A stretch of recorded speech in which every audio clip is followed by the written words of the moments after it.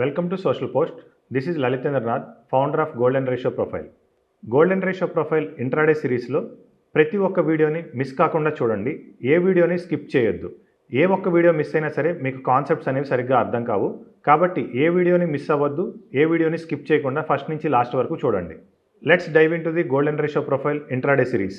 Trade setup for investment trade సెటప్లో chart అనేది 1 day time frame పెట్టుకుంటాము. పొజిషనల్ ట్రేడింగ్లో అయినా సరే, ఇన్వెస్ట్మెంట్లో అయినా సరే, బ్రేక్అవుట్, ట్రెండ్, వాల్యూమ్, ఈ 3 ఎలిమెంట్స్ అనేది చాలా ఇంపార్టెంట్. ఇన్వెస్ట్మెంట్లో కూడా చార్ట్లో గోల్డెన్ రేషియో ప్రొఫైల్ అనేది 2 టైమ్స్ యాడ్ చేసుకుంటాము. ఒకటి మంత్లీ లెవెల్స్ మెయింటైన్ చేసుకుంటాము, రెండో దాంట్లో క్వార్టర్లీ లెవెల్స్ మెయింటైన్ చేసుకుంటాము. మంత్లీ లెవెల్స్లో ఇండికేటర్ సెట్టింగ్స్లో ఫస్ట్ ఆప్షన్ అనేది చార్ట్ పెట్టుకోవాలి. గోల్డెన్ సపోర్ట్ అండ్ రెసిస్టెన్స్ని ఎనేబుల్ చేసుకోవాలి. Golden support and resistance time frame అనేది 1 మంత్ పెట్టుకోవాలి. గోల్డెన్ సిపిఆర్ ఎనేబుల్ చేసుకోవాలి. పవర్ ప్యాటర్న్స్ డిఫాల్ట్ గా ఎనేబుల్ అయి ఉంటాయి, అవి ఎనేబుల్ చేసుకుని ఉంచుకోవాలి. బ్రేక్అవుట్ ఐడెంటిఫైర్ ఎనేబుల్ అయి ఉంటుంది, అది ఎనేబుల్లోనే ఉంచుకోవాలి. Buying pressure and selling pressure అనేది ఎనేబుల్ చేసుకోవాలి. Buying pressure and selling pressure time frame ని 4 అవర్స్ లో పెట్టుకోవాలి. ఫెయిర్ వాల్యూ గ్యాప్ ని ఎనేబుల్ చేసుకోవాలి. ఫెయిర్ వాల్యూ గ్యాప్ యొక్క టైం ఫ్రేమ్ చార్ట్ లో పెట్టుకోవాలి. లాస్ట్ ఆప్షన్ అనేది మనకు సంబంధించింది కాదు, ఎనేబుల్ చేసినా డిజేబుల్ చేసినా ప్రాబ్లం లేదు. క్వార్టర్లీ లెవెల్ సెట్టింగ్స్ లో ఫస్ట్ ఆప్షన్ చార్ట్ లో పెట్టుకోవాలి.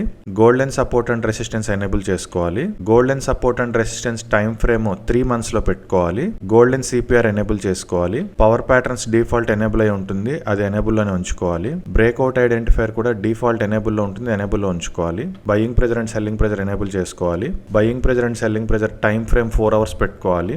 ఫెయిర్ వాల్యూ గ్యాప్ ఎనేబుల్ చేసుకోవాలి. ఫెయిర్ వాల్యూ గ్యాప్ యొక్క టైం ఫ్రేమ్ చార్ట్ లో పెట్టుకోవాలి. లాస్ట్ ఆప్షన్ ఎనేబుల్ చేసినా డిజేబుల్ చేసినా ఏం ప్రాబ్లం లేదు. పొజిషనల్ ట్రేడింగ్ కి ఇన్వెస్ట్మెంట్ కి మేజర్ డిఫరెన్స్ ఏంటి అంటే, పొజిషనల్ ట్రేడింగ్ లో మనం సెల్లింగ్ ఆపర్చునిటీస్ కూడా తీసుకుంటాం, కానీ ఇన్వెస్ట్మెంట్ లో సెల్లింగ్ ఆపర్చునిటీ అనేది లేదు, ఓన్లీ బయింగ్ ఆపర్చునిటీసే. కాబట్టి ఇక్కడ ఓన్లీ రెసిస్టెన్స్ బ్రేక్అవుట్స్ మీద ఫోకస్ చేస్తే సరిపోతుంది. కరోనా తర్వాత మార్కెట్స్ బాగా రైజింగ్ లో ఉన్నాయి కాబట్టి ఇక్కడ చెప్పే ఎగ్జాంపుల్స్ ఏవి కూడా కరోనా తర్వాత ఎగ్జాంపుల్స్ కాదు, అన్ని కరోనా బిఫోర్ ఎగ్జాంపుల్స్.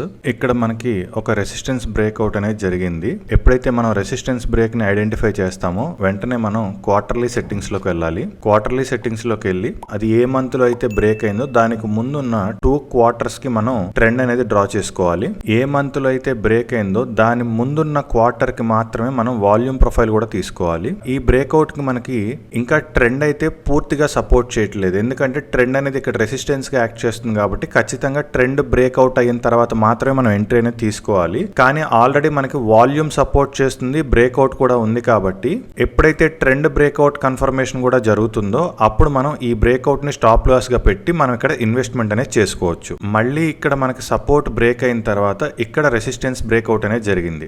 ఎప్పుడైతే ఈ రెసిస్టెన్స్ బ్రేక్అవుట్ జరిగిందో అక్కడ మనం క్వార్టర్లీ సెట్టింగ్స్ లోకి పెట్టుకుని ట్రెండ్ అనేది డ్రా చేసుకోవాలి. ట్రెండ్ డ్రా చేసుకున్న తర్వాత లాస్ట్ క్వార్టర్ యొక్క వాల్యూమ్ మొత్తం తీసుకోవాలి.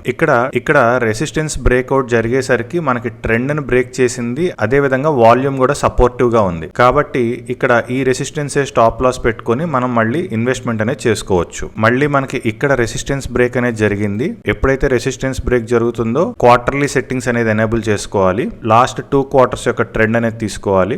లాస్ట్ క్వార్టర్ యొక్క వాల్యూమ్ తీసుకోవాలి. మన బ్రేక్అవుట్ కి ఇక్కడ ట్రెండ్ సపోర్ట్ చేస్తుంది, వాల్యూమ్ సపోర్ట్ చేస్తుంది కాబట్టి ఇక్కడ మనం ఇన్వెస్ట్మెంట్ అనేది చేసుకోవచ్చు. పొజిషన్ లోకి ఎంటర్ అయిన తర్వాత మనం ఎవ్రీ 2 క్వార్టర్స్ కి ట్రెండ్ ను ఫాలో అవుతూ వెళ్ళాలి. అదే విధంగా ఎవ్రీ లాస్ట్ క్వార్టర్ యొక్క వాల్యూమ్ ను కూడా ఫాలో అవుతూ వెళ్ళాలి. అప్పుడే మనకి మన ఇన్వెస్ట్మెంట్స్ అనేవి ఎక్కడ రివర్స్ అయిపోతున్నాయి, సో మనం ఎక్కడ పొజిషన్స్ విత్ డ్రా చేసేసుకోవాలి అనే క్లారిటీ వస్తుంది. మనకి ప్రతి వేవ్ లోనూ మంచిగా మూవ్మెంట్ రాదు, అలాగని ప్రతి వేవ్ లోనూ ఫెయిల్యూర్ ఉండదు. కాబట్టి మనం ప్రతి వేవ్ లోనూ పొజిషన్ ఎంటర్ అయ్యేటప్పుడు కొన్ని రూల్స్ చూసుకుని పొజిషన్ మన ఎంట్రీ కరెక్ట్ గా ఉందా లేదా అని చెక్ చేసుకోవాలి. వన్స్ పొజిషన్ ఎంటర్ అయిన దగ్గర నుంచి ఎవ్రీ 2 క్వార్టర్స్ యొక్క ట్రెండ్ ను ఫాలో అవుతూ లాస్ట్ క్వార్టర్ యొక్క వాల్యూమ్ ను ఫాలో అవుతూ మన పొజిషన్స్ ఎక్కడ వరకు సేఫ్ సైడ్ లో ఉన్నాయి, ఎక్కడ పొజిషన్స్ రివర్స్ అవుతున్నాయి అని చెక్ చేసుకుని అక్కడ ప్రాఫిట్ బుకింగ్స్ అనేవి చేసుకోవాలి. ఈ పర్టికులర్ ఎగ్జాంపుల్ లో మనకి పొజిషన్స్ అనేవి ఇక్కడ నుంచి రివర్స్ అయిపోతున్నట్టు మనకు అర్థం అవుతుంది, ఎందుకంటే ఇక్కడ ఆల్రెడీ వాల్యూమ్ యొక్క హై బ్రేక్ చేసి మళ్ళీ లోపలికి రివర్స్ అయిపోయింది. అంటే ఇక ఈ లాస్ట్ మనం చేసిన ఇన్వెస్ట్మెంట్ ఏదైతే ఉందో ఇది పెద్దగా గ్రోత్ లేదు కాబట్టి ఇక్కడికి మనం మన పొజిషన్స్ అనేది విత్ డ్రా చేసుకోవాలి. ఈ పర్టికులర్ ఇన్వెస్ట్మెంట్ సెటప్ లో మనకున్న మెయిన్ అడ్వాంటేజ్ ఏంటంటే ఎక్కడైతే ఈవెన్ ఇన్వెస్ట్ చేసేటప్పుడు కూడా మార్కెట్ మంచి బ్రేక్అవుట్ పొజిషన్ చెప్తుందో ఆ బ్రేక్అవుట్స్ లోనే మనం ఇన్వెస్ట్మెంట్స్ అనేవి చేస్తాము. ఎప్పుడైతే మనం ట్రెండ్ ని వాల్యూమ్ ని ఫాలో అవుతూ వెళ్తే మినిమల్ ప్రాఫిట్స్ అయినా సరే మనం తీసుకుని బయటికి రావచ్చు. దీని గురించి మరిన్ని వివరాలు కావాలంటే ఈ కింద ఉన్న నంబర్కి కాంటాక్ట్ చేయండి. Thank you.